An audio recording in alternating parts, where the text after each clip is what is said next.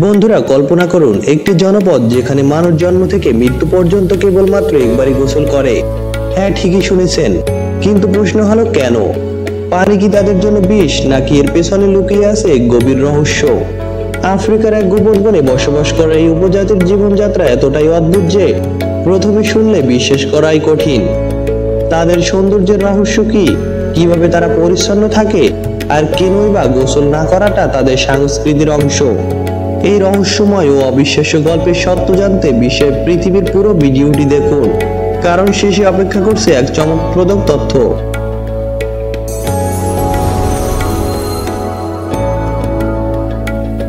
বন্ধুরা, আজকে আমরা জানতে চলেছি নামিবিয়ার উত্তর পশ্চিম অঞ্চলে বসবাস করা হিম্বা উপজাতির কথা।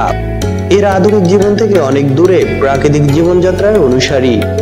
এখানে নারীরাই পরিবারের প্রধান এবং সমাজে তাদের রয়েছে বিশেষ মর্যাদা।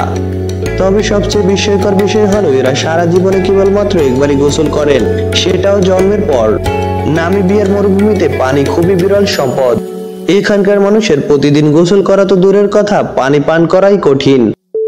তাই তারা পানি সংরক্ষণের জন্য একটি বিশেষ কৌশল গ্রহণ করেছে। হিম্বা নারীরা নিজেদের শরীরে উর্জে নামের এক ধরনের বিশেষ মিশ্রণ ব্যবহার করেন। এটি তৈরি করা হয় পশুর চর্বি ও গুঁড়ো লাল মাটি দিয়ে। এটি শরীরকে পরিষ্কার রাখে, সূর্যের তীব্র রশ্মি থেকে ত্বককে রক্ষা করে এবং ত্বককে নরম রাখে। পানি ছাড়া শরীর পরিষ্কার রাখার জন্য হিম্বা নারীরা একটি বিশেষ পদ্ধতি ব্যবহার করেন, ধোয়ার স্নান। তারা সুগন্ধযুক্ত গাছের শুকনো পাতা পোড়ান এবং সেই ধোয়ার মধ্যে নিজেদের শরীর ও পোশাক রেখে পরিশুদ্ধ করেন। এটি তাদের ব্যাকটেরিয়া ও দুর্গন্ধ থেকে রক্ষা করে।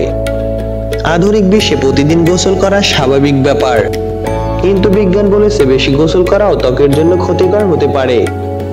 হিম্বা নারীদের ঐতিহ্যগত পদ্ধতিতে শরীরের প্রাকৃতিক তেল বজায় থাকে এবং তারা বিভিন্ন চর্মরোগ থেকেও নিরাপদ থাকেন।